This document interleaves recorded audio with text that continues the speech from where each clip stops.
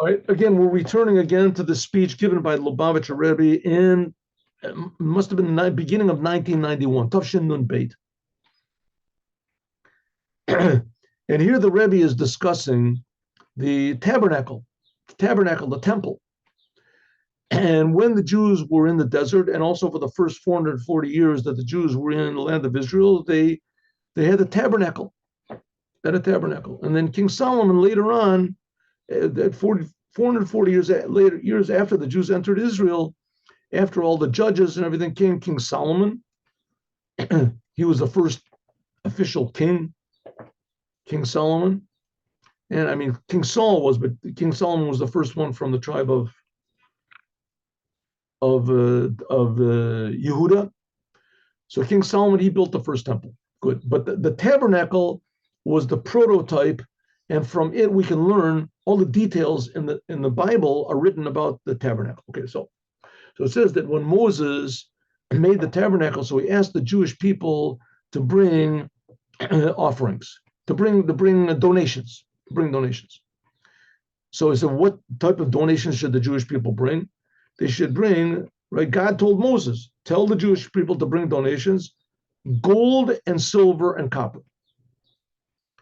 And the Rebbe is now asking, why did God start with gold? Why start with gold? Maybe you can say he just arbitrarily started with something, so he started with gold. So the Rebbe said, no, the Torah is never arbitrary. Everything in the Torah has a deep meaning to it. He says, well, gold, that's the most expensive. So God, he said, no, it wasn't the most expensive. The fact is, what was the most expensive were the precious stones. God said you should bring also avnei miluim. You should bring the precious stones. And it wasn't the. So he says, well, maybe, when the Jews left Egypt, so maybe they took all the gold. And that's the first thing they took was gold. So it's not so. When the Jews left Egypt, they took everything. They cleaned out the place. They took everything. And there was much more copper and silver than there was gold. So in amount, there was less gold. It wasn't the greatest number. In value, it wasn't the greatest value. So why did it start with gold? Why did God, the first thing that God told Moses to demand from the Jewish people is bring gold? Why? Okay, now the Rebbe says, and what can we learn from this? What's it got to do with us? The Torah is here to teach us something. Every word in the Torah is coming to teach us. The Torah is alive. The Torah is not just a book of the Jews that was a long time ago, and there's some people that say it lost it. All of Islam is based on the ideas that the Jews lost the Torah. It's a lie. The whole thing is a lie. The Jews never lost it, and they've been reading it nonstop in public for the last 3,300 years, never stopped reading it. And the Jews knew what the interpretation was of the Torah. But the problem is that why? What is the big deal about the Torah? Why keep the Torah? So the answer is the Torah, every word of the Torah is an indication for life. The Torah is alive. And whether we get this indication, whether we get this lessons or not, the fact is it's there. And that's there's no truth except for the Torah. Everything comes from the Torah. Everything comes from the Torah. And that's the whole, now in our generation, especially with the Rebbe, there's a lot of books that are written about this, about the Rebbe, how science appears to contradict the Torah. And the Rebbe explains how that God wants it that way, that science should appear to contradict the Torah, but in fact, it does not. In fact, it does not contradict the Torah. And okay, nevertheless, the idea of the Torah is true. And however you want to say it, the Torah is true as far as conduct goes. What is good? What is bad? What is right? What is wrong? What's holy? What's not holy? What's permissible? What's forbidden? That's what the Torah comes to tell us. Every word of the Torah comes to tell us something about this. So it must be that somehow this idea that God wanted gold to come first is very important to us, especially this is one of the details of the tabernacle. And it says that every Jew is a tabernacle. Every Jew is a mikdash. So what can we learn from this? Okay, says the Rebbe like this. Yesh Loma, we can say, Abir Bazeh, the explanation is very simple. I don't know about simple, but the explanation is very available. But let's explain, before we explain the importance of gold and why I started with gold first, we have another question regarding to the whole idea of building a temple, a tabernacle, a house for God. Asiyat Vakamat Mishkan, building and setting up the Mishkan, the tabernacle for God, was depending on the Jewish people. Hein Atzivoy, whether the commandment of bringing the donations was to every single Jew. V'yichu li truma me'et kol ish. It says that the offerings should be brought from everybody, including the women. Yavo anashim al anashim. It says that the women even brought more than the men. Ajigam taf. Even the little children, the babies, yishtatfu b'nadvos mishkan. They also donated. Anyone that could would give something. Everybody. Kamatzivu, the commandment that was of the donations, and also the building. It says asuli mikdash v'shachanti b'tocham. They should make me a tabernacle, and I will dwell within them. This is a chiyuv. This is an obligation of every single Jew, like the Rambam says, the Maimonides says. Hakol chayivim. Everyone is obligated to build and to help themselves with their efforts, their energy, and their money. Men, women, mikdash amidbar, like the mikdash of the desert. And we have to understand Al Yadeya Mishkan, by means of this Mishkan, and by means of the tabernacle, Nifal, Chidush Nifal, there was an amazing miracle, new thing. The Mishkan wasn't just a place where you could go and pray. Houses of prayer are not lacking. The Mishkan was a brand new thing. What? Shebabayit Gashmi, a physical house made of physical materials. Should be Shachanti B'tocham, would be a house for God. Kafisha Navi, like the prophet said, Hashemayim Ushamei Hashemayim Lo Chalucha. The heavens and the highest levels of heavens cannot possibly grasp you, God. Right? It's in Malachim Aleph. In the beginning, when the book of Kings, when Solomon built the temple, so he said, the heavens, the highest levels of heavens, cannot hold you. We're going to build a house that's going to hold you. It's a Shekhinah. I will meet there with the Jewish people.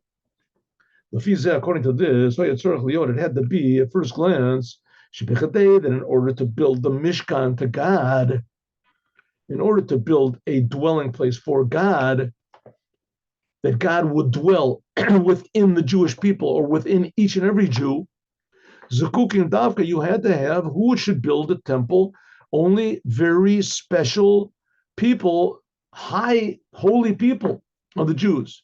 Sheyesh B'Kocham, that they have the power to make such a place that the Shekhinah would rest among them.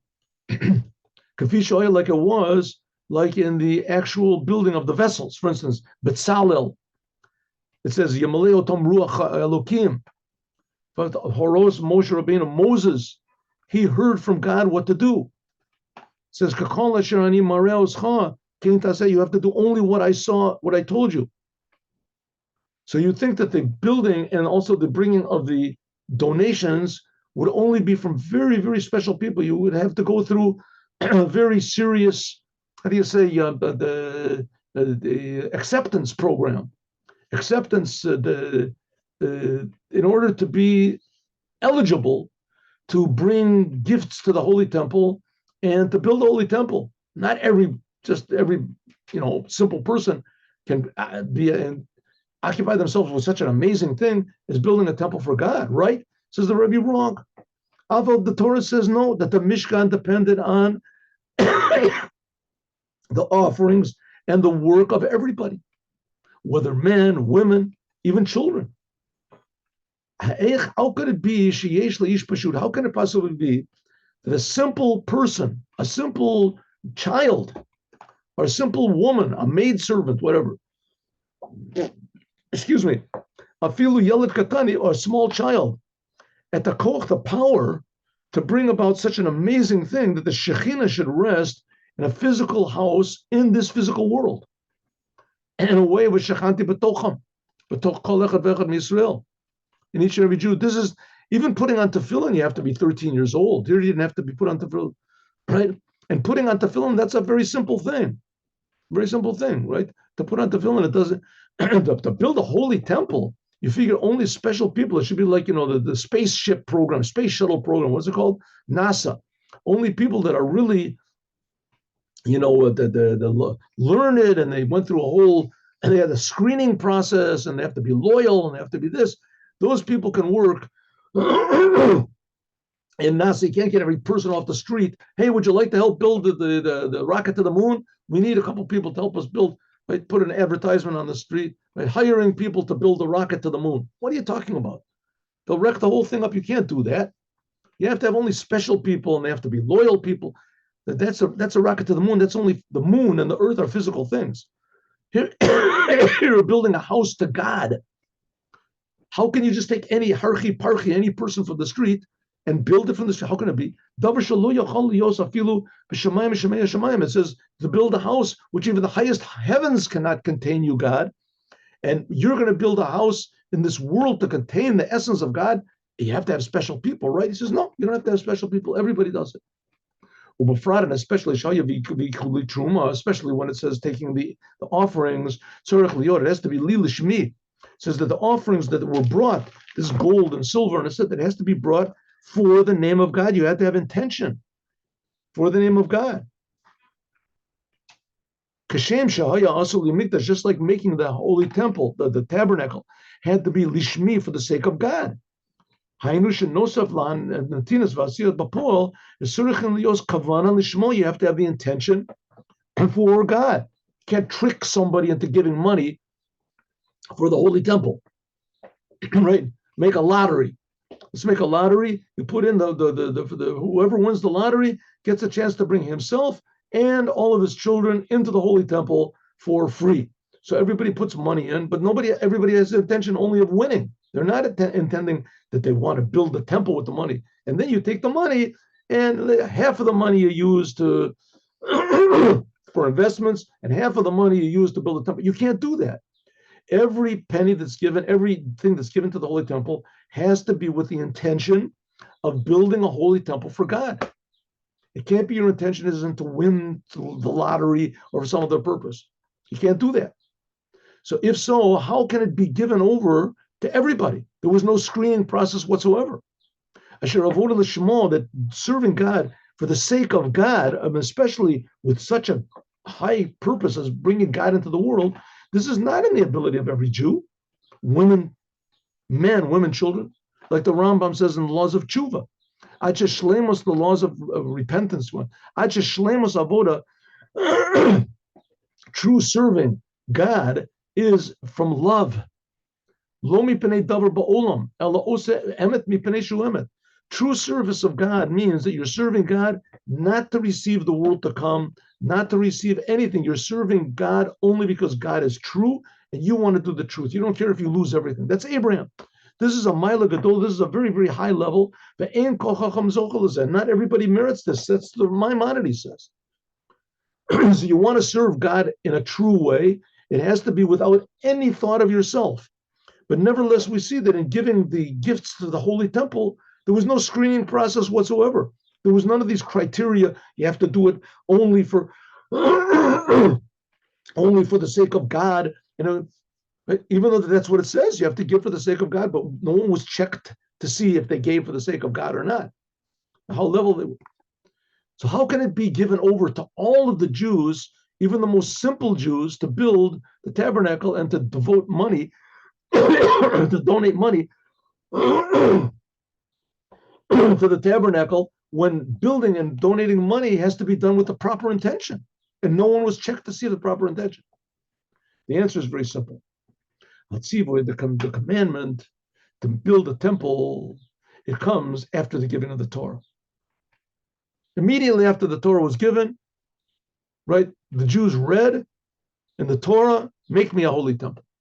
This is a continuation of the giving of the Torah that then was brought about when God gave the Torah. Banu bacharta mikol am v'lashon. That in us God chose, He chose the Jewish people from every other nation and every other language, every other. God chose us. God chose the Jewish people. We're the chosen people. Whether we want to be the chosen people, whether we know we're the chosen people, we are the chosen people. This is we say in our blessings, we say. And also it says in that God chose every single Jew. What did it mean He chose every Jew? The physical body of every Jew. Shagam b'hiyoto neshama b'guf, the soul in the body, gashmi ba'olam hazeh, gashmi, yehu mamlechas kohanim v'goy kadosh. The Jewish people will be a nation of priests and a holy nation. When we're talking about not the souls of the Jews, the souls of the Jews when they are in physical bodies. No matter what they do with their soul, no matter what their body, Jewish people were chosen by God. You can never unchoose yourself. And every Jew is a holy nation. You can never unholy yourself. You can act like you're not chosen. Might not know you're chosen. But the fact is that's who you are. That's what a Jew is. When do we get this? When at Mount Sinai. For all generations, all Jews. It's known, Torah, before the Torah was given, there was a decree, that before the Torah was given, there was a big decree that the physical world remained physical, the spiritual worlds remained spiritual. You wanted to be a spiritual, you wanted to have any contact with the spiritual, you had to become a spiritual person. Any contact with God, you had to be. That's the only way, the physical and the spiritual were not. And the only time you would have any pleasure in being in God is only if you became a spiritual person. You refined yourself. In Matan Torah, when God gave the Torah, Nasa bittul gezerah, all of a sudden God said, no, now you can do physical things and you can enjoy them. You can feel godliness, even the most physical things. Bnei Yisrael, the Jewish people, as they are in this physical world, they really, and truthfully, in truth, constantly are in the upper worlds. God brought the upper worlds down to them. Mitzad, because of God activated this godly portion of Him inside of every Jew. Lahan to them, which inside of them. If a little bit is from the essence, it's like taking a child and saying, do you know you're a prince, your father is the king, not your whole body, your little toe. Your little toe is the son of the king, right? of the country. There's no such thing, right? If his little toe is was born by his father and mother, the king and the queen, then his whole body was. A little tiny bit, right? You take the DNA from the tip of the toe of the child and say, this DNA, this is from the king. He's the son of the king and the queen. Doesn't make any difference if the DNA comes from this whole body or just a little bit. A little tiny bit, if a little tiny bit of a Jew is Jewish, then his whole thing is Jewish. And in that, what does it mean he's Jewish? That he's one with the creator of the universe. He's grabbing on to the creator, just like Moses did. Like it says, the Jews and God are totally one. Mimatan Torah, from the giving of the Torah onward, the existence of every Jew is like this. Namely, that notwithstanding, not considering how the Jew looks, or what he does, or what he says, or even what he thinks. Even if the Jew is a sinner, Yisrael, who is a Jew. He has the inner point of Judaism. That because of this, he does not want and is not able to be separated from God. like the law, of the Rambam, the Maimonides brings down, the true desire of every Jew, no matter what, even a big sinner, and here he's talking about a sinner. It's a Jew that doesn't want to do the commandments, and it says it's permissible to force him, because the true inner will of a Jew, you're not forcing him to do something that he doesn't want to do. The true inner will of a Jew is to do the will of God. And that sometimes it seems to be otherwise. Harizeh, this is only externally. And because Yetzro Hushu Tokfo, that a Jew goes temporarily insane, and his Yetzer Hora forces him, or the Jew is just not educated properly, just doesn't know, he's just ignorant, just doesn't know what God is. And even if he was taught in the Torah, in school, what God is, so every Jew has free will. And it says his selfish impulses can say the opposite of what God wants. But nevertheless, it doesn't change who the person is. If you hypnotize a person to believe that he's a dog, or a person believes that he's a dog, so the person is crazy, and they'll put him into a mental institution, but a mental institution for people, not for dogs. Because the person is still a person. The same thing, a Jew is always a Jew. He can believe he's whatever he wants to. He can believe he's the Pope. He can believe he's some whatever he wants to. He believes he's God. The fact of the matter is, he's just a simple Jew like every other Jew, no matter what a Jew is. And therefore, it says even more, feel Yehudi, because even a simple Jew, even a simple Jew, that he's serving God in order to go to heaven, or to make a good impression on his parents or on his friends or whatever, or he wants to be a rabbi, he wants to be the head of the shul. Even a person that's serving God for the wrong reasons, maybe the Rambam brings, that a person should learn the Torah even for the wrong reasons, that if he does it for the wrong reasons, but at least he's learning Torah, maybe eventually the Torah itself, because the fact is the Torah is holy, no matter what he thinks it is, it'll light him up. Therefore, when you learn small children, and you learn women in general, and you learn, he says, uneducated people, you don't start them to serve God from love, appreciate, but you start some fear, awe. Until, in other words, you tell them, don't do wrong things. God is big, God is real. And then when they become a little bit wiser, then you can teach them to love God teach them to serve God from love. Nowadays, it's a little bit different, though. The fact is, even from the time of the Rambam, nowadays, at least that's what Chassidut started out. You can start out from love. You can start out by explaining how good God is.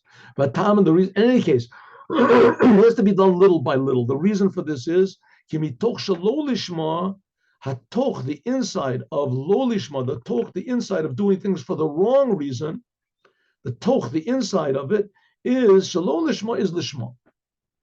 If you're learning Torah and you're doing the commandments because you're part of a big group, right? And everybody in Chabad does this, so I'm going to do what everybody does, right? And everybody says, oh, you're doing it because you're afraid of going to heaven, hell, or you want to go to heaven, or you want to be a rabbi, or you want to be the head of your community, whatever it is, and you want to make an impression on people. So that's the wrong reason for doing the Torah, the commandments, the wrong reason. But that does not detract in any way from the fact that the Torah is true, and that every Jew is holy, and that even though temporarily you only see the Torah from the wrong angle, and you're doing everything from the wrong attitude, with the wrong attitude, but that does not detract from the truth. And the truth is that every Jew really wants to serve God, and the only way to do that is through the Torah and the commandments, and everybody knows it. Because every Jew is holy, and that happened at Mount Sinai. And according to this, now we can understand how every single Jew, men, women, and children, they have the commandment and the ability to make the temple for God. The tabernacle for God, that it has to be for the name of God. When God gave the Torah, everything changed. Every Jew became a new existence. An existence like this, such an existence, should be yoto, that even when he is a soul in a physical body, in this physical world, without looking, notwithstanding the level of what he does, serving God, his actions, his speech, his thought, even if he does things for totally the wrong reason, or if he's not doing anything, he's just totally against God. Hari atoch, but the inside of every single Jew is lishma, that he wants to serve only the Creator. He wants to do it for the sake of truth. L'shem Hashem, for the sake of God, mibali shum tam v'inyan acher, without any reason, other reason whatsoever. Lo mipnei davar shabaolam, not because of anything in the world, not because of fear, because he's fear of punishment, not in order that he's going to go to heaven, get good, or God will benefit, he'll give him blessings in this world, but he does the truth because it's the truth. Therefore, yesh b'kocho, there is in the ability of every single Jew that he can affect this not only on himself, but even in the physical world. That even in the physical world, he can build a tabernacle. Tochel is able, lasot kedusha, he can make holiness, until dira lo yitborech, he can make a dwelling place for God in this physical world. Mishkan v'mikdash Hashem, a tabernacle and a holy temple for God.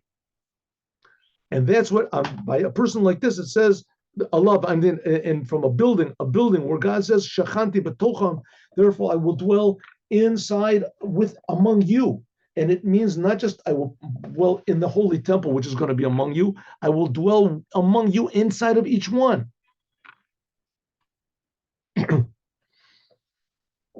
So every single Jew, because at the Mount Sinai, every Jew became permanently and eternally holy.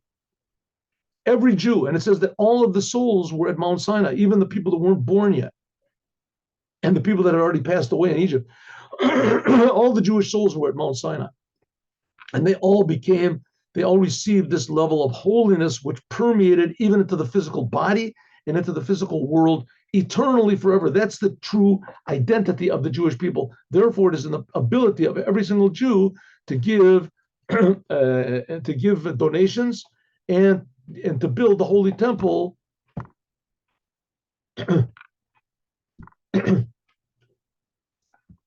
Holy temple with the proper intention.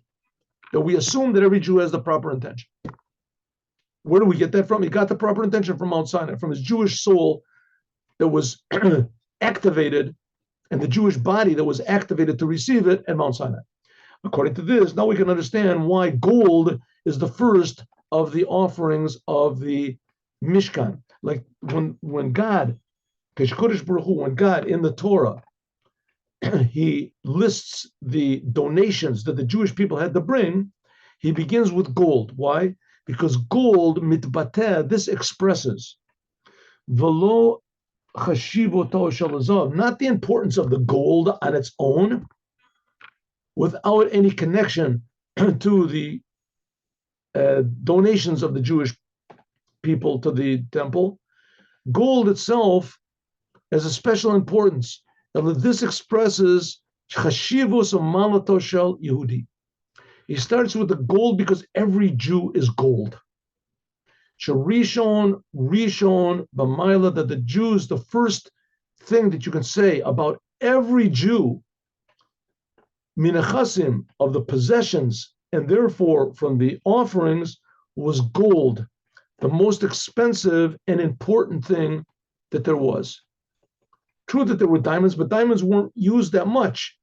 The most commonly, unit of value is gold. Right? They have the gold reserves as a gold-based economy. There's no diamond-based economy. Gold is something special. It used to be with alchemy. There was a thing about alchemy that you had the ability to change everything into gold. King Midas, the stories with it, is gold. Gold was supposed to be the ultimate pure, and it is in some ways the ultimate level of purity. Gold and value, and that's what every Jew is. That's what every Jew is. After the Torah was given, is gold. It says sha'afilu biyoto, that a Jew, even when he's in this physical world, shaboz chukim, that you have to have in this physical world, you have to have money, you have to have silver and copper coins, and even though the silver and the copper is more than gold, azai, then the kol arush, you would be rich. as Ben Melech, every Jew is the son of a king. And even more, every Jew is a king himself. The existence of a Jew is the most expensive thing, the best, most valuable thing, even when he's in the world. Every Jew is gold. And we're going to stop here. It says gold is the first letters, the first initials of Ze Hanoten Bari. There's three ways of giving charity. And we'll see about this in a minute. And they're hinted at by the first letters of Zav, Kesef, and Achoshet. One way of giving charity is if a person's sick. So he gives charity in order that he should be well. Please have mercy on me. I give charity, and God, I'll have mercy on others. God will have mercy on me. That's a person's already sick, so he gives charity that he should be well. He's forced to give charity. He's forced. He's got no other choice. But if I die, I won't use the money anyway, so I'll give it away to charity, and maybe God will have mercy on it. That's like copper. That's like copper. Then there's giving charity so that danger won't hit me. I won't, right? There's a plague going around. Everybody has corona or whatever it is. I'm giving charity so that I shouldn't get it. I shouldn't get it. So it's not like I'm really forced. Maybe I won't get sick, or maybe I won't get sick, but there's impending danger. And to avoid the impending danger, so, just to be sure, I give charity. Then you do have a choice. You don't have to give charity or not. Maybe the danger won't come. It's not like a person that's sick. So that's another way of giving charity. But the best way to give charity is Zeh Noten Bari. A person that's totally healthy, and he's not giving charity in order to make himself more healthy or to get any blessings. He's just giving charity for charity, to be kind. Hanoten Gam Kafishin Im Salamata, a person that gives charity even when he's in this physical world and everything is totally complete and everything is healthy, but Gashim is physically and spiritually, nevertheless he gives. That's gold. And that's what it means. Every single Jew is gold. Namely, that even when everything is healthy and everything is wonderful, and there's nothing to worry about, nevertheless, he's only concerned about other people. He wants to do good to others so that it should be good to everyone. That's gold. And that's what we're going to talk about, God willing, tomorrow. Be with us tomorrow. And that's why gold was the first thing that God requested. Now, here we go. Let us have a Dvar Malchut.